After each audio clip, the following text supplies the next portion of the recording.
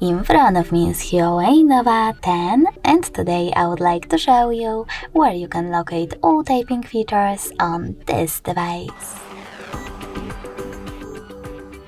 First of all, go into Devices Settings and scroll all the way down. Then choose System and Updates.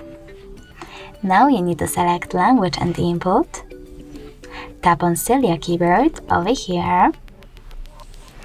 And finally select Input. As you can see, all text correction options are located here. If you want to turn off or on one of them, tap on the switcher next to the chosen one. Thanks so much for watching. If you enjoyed this video, leave a like, comment, and definitely subscribe. Bye!